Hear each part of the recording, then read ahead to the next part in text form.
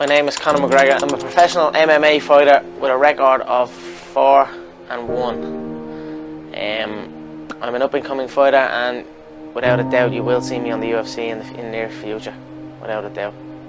My name is Conor McGregor. I'm a mixed martial artist with the Ultimate Fighting Championship, and I am from Dublin, Ireland. What has martial arts done for you? Martial arts has given me a focus.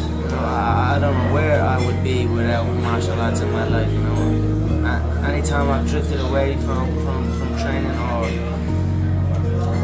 I don't know, I just seem to lose focus. But when I'm on and martial arts is my life, it just gives me dedication. You know what I mean? It gives me a drive, something that nothing else could do for me. Growing up where I'm from, there's two things you were known for. You were either good at playing football or you could fight. And I was no different. Fighting was always something I was interested in. I just basically wanted to defend myself in any scenario, and I used to go from gym to gym, trying to learn different ways. I think now people will start believing. Give a shit what people say. I never did. I never do. I told you before the fight I was the shit. I'm telling you right now, I'm the shit. What people say does not matter to me, because whatever you do in life, good or bad, there's always going to be somebody. You know what I mean? So I don't give a shit outright. What makes you such a good fighter? I don't know, I'm just curious about it. I'm curious about it. It's never, I mean, it's in my head 24/7. There's nothing else I can think. I don't think about nothing else. And that's it. I'm just curious, curiously fascinated with it, and I can't stop thinking about it. Everything I do in my life is related to this. I don't do nothing else if it's not got to do with fighting. You know what I mean? And that is why. You know what I mean? To be true, all you've got to do is show up. Is that not unhealthy? I don't know. Do I look unhealthy? Take a look at this physique. I'm in phenomenal shape, in body and mind. To me, what's unhealthy is living an unhealthy life. To me, what's unhealthy is getting up and going through the same day every day of your life, 9 to 5, in an office or in a, you know, that's unhealthy. That beats your mind. I don't work.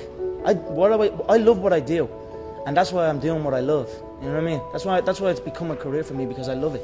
This is your life, it's your job. Did you ever have, let's call it a normal job, Conor, a 9 to 5? Mm-hmm. Yeah, because the Irish thing is to get into a trade straight away. I was no different. As soon as I finished school, I was always getting pestered. What are you doing with your life? You're doing this, doing that. They didn't know what it was. They didn't know what MMA was. They didn't know what none of this. They didn't know I could make a career out of it. As far as they were concerned, my man and dad I'm talking about, as far as they were concerned, I was just getting into a cage and fighting with some other guy. They didn't know nothing about it. No one did, really. But I knew, you know what I mean? I knew. But and then I ended up getting a trade just to keep them quiet. Because I used to have a lot of fights with my dad. What trade did you get? I ended up getting a trade as a plumber.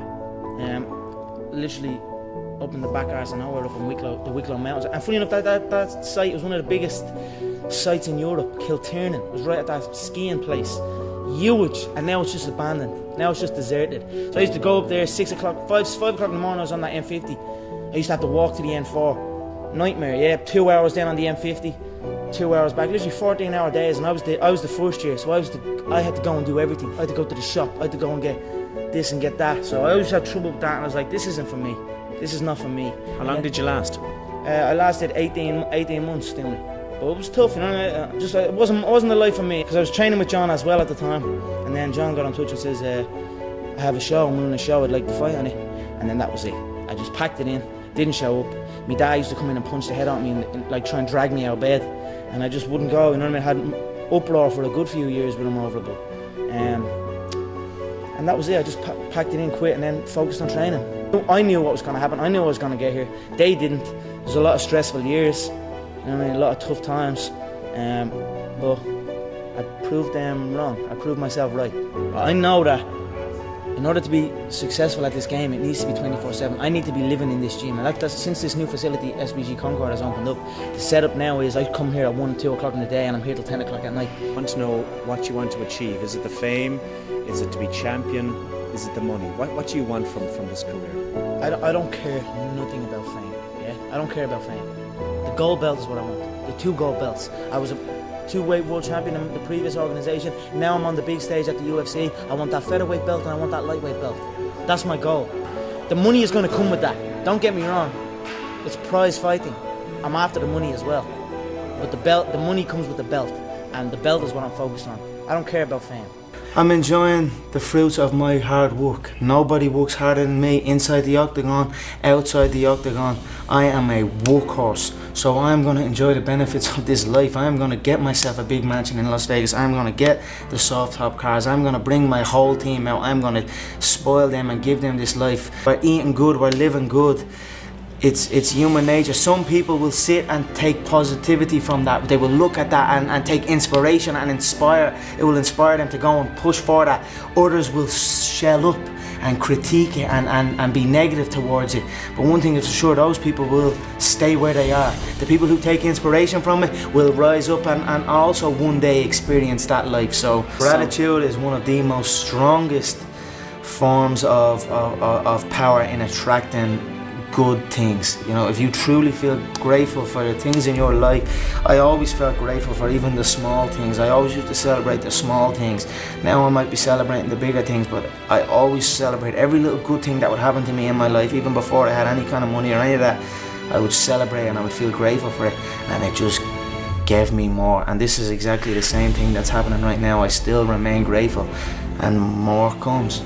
In February of 2013, we spoke for the first time. You didn't have a car, you didn't have a pot to piss in. All you had were blueberries.